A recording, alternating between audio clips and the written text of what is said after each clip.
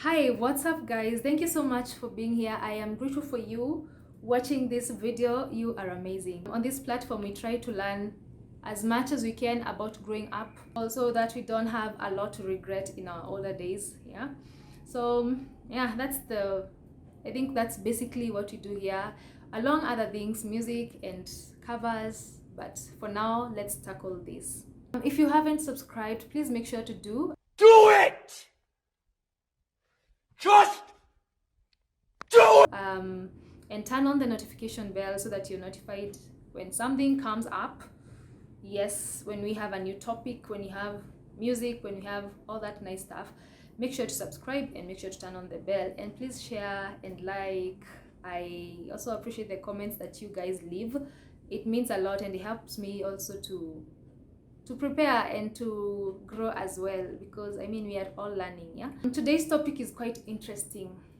You're not even ready, by the way. You're not ready. I used to hear this term thrown around by people, and I was like, huh? How do they know what it means? Yeah. And the word is midlife crisis. I was like, I just want to know. I just want to know what it means so that I can also use it responsibly. Yeah. And before we move on, I apologize for the background noise, just in case you hear it. Just please pick the message. Don't focus on the background noise. So what's midlife crisis? We cannot define midlife crisis without defining a crisis. So what's a crisis? Basically, it's finding yourself in a situation where you don't know how to cope. Yeah, you don't have ways to cope with that problem, or maybe you have ways to cope with other issues but not this one in particular. So you find yourself in a crisis. That's basically what a crisis is. And I know probably you're asking, why would we not call it a childhood crisis? Why does it have to be midlife? And it's midlife because of the time of our lives when it hits us. There's someone who did a study about midlife crisis, and they were giving a backstory of where it originates from, and they had to talk about life expectancy. So basically, life expectancy is the number of years that a person is expected to live for. And as at now, the life expectancy is 70 to 80 years, around there. And so the half of that is 35 to 40. So crisis is amplified at this time of our lives. That's why it's called a midlife crisis. So what causes midlife crisis? What could set you up for midlife crisis? What tops the list is unresolved childhood issues. You know, when you're young, that's when we have our coping skills built. That's when we know how to deal with issues. That's when we know how to respond.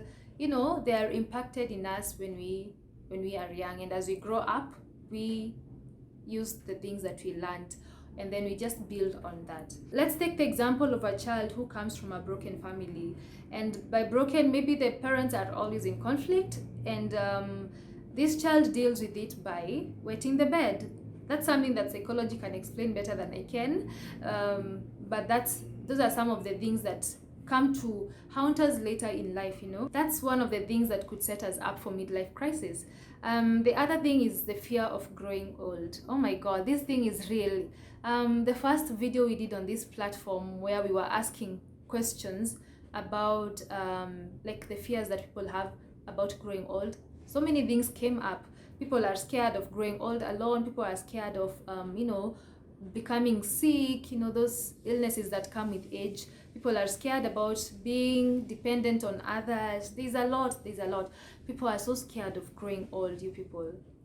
And it's heavy on some. The reason that this hits us so hard at that age is this is how a curve looks like. So 0 to maybe 35 years, you're just growing, you're going to school, you're beginning your career life. And then at this age, between maybe 35 to somewhere, late mid-30s, let's say mid-30s to late 40s or early 50s, probably, you're establishing yourself, you're building your career, everything is looking nice. And now the next place from there is downhill. That is how it feels like in our minds. You're seeing like the next place I go from here is, now I'm growing old. So that fear comes up a lot, and people are scared by the idea of growing old.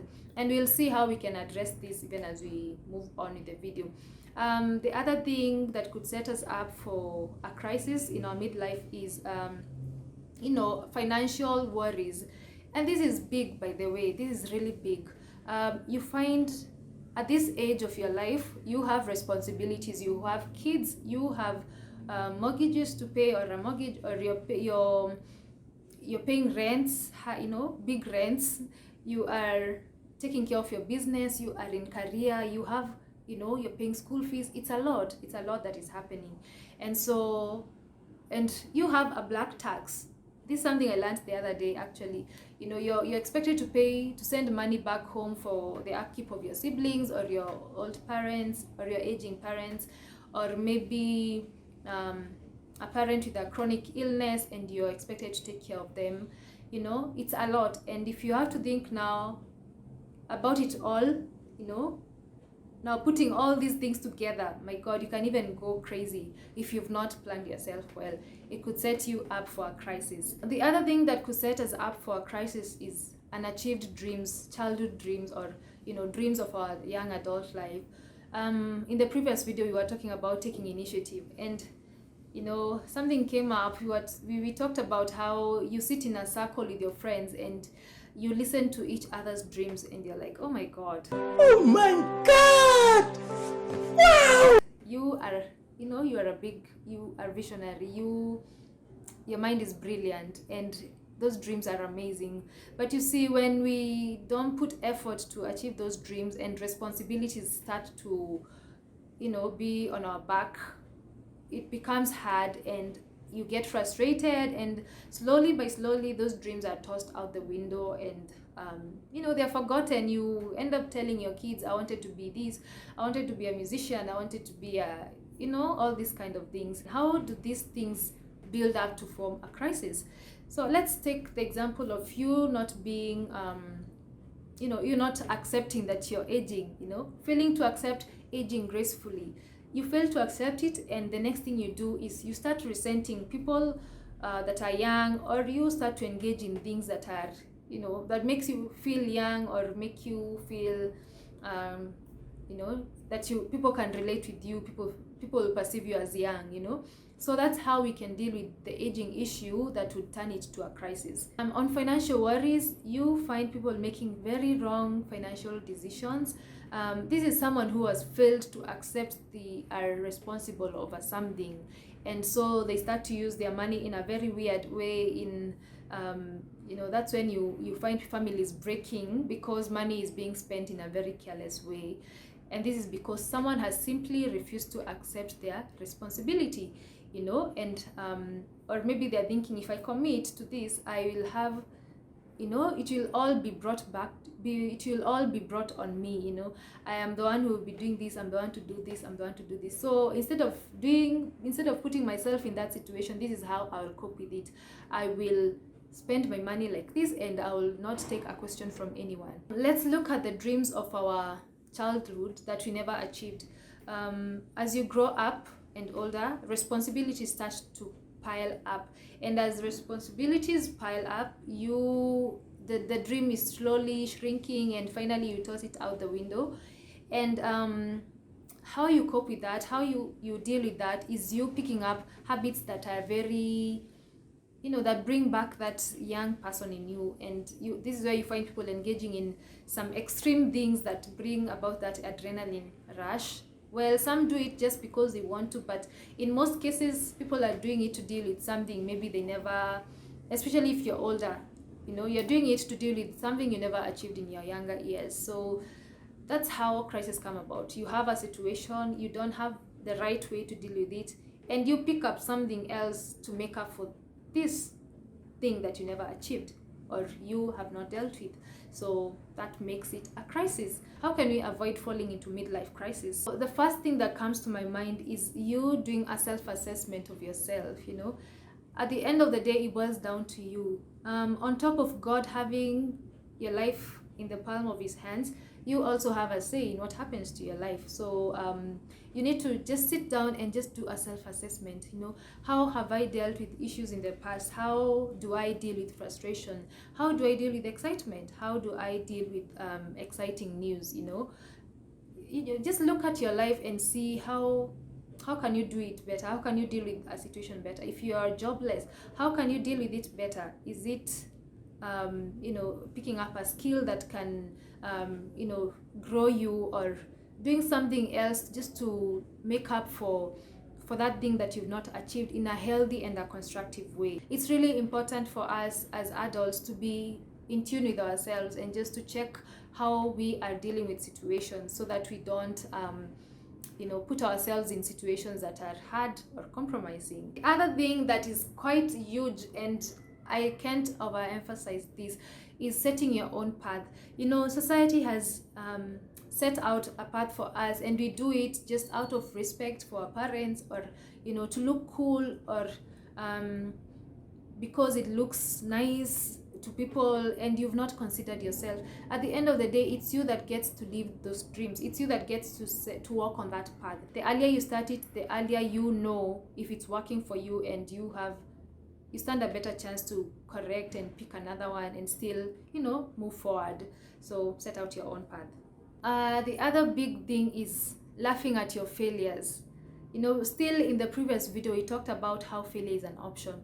Please, let's embrace laughing at our failures. We make them lighter if we laugh. We can't always frown. Things will not always go as we plan, but let's laugh at them and just move on. Actually, the faster you process it, the easier it is for you to move on to the next thing, instead of throwing yourself a pity party and dwelling there for months or years. The other way to deal with our midlife crisis that is so dear to me has to do with our faith. The faith I subscribe to, Christ has a lot to say about our lives. He made it and he holds it in his hands. So why would he not know what's good for me? Why would he not know what I need?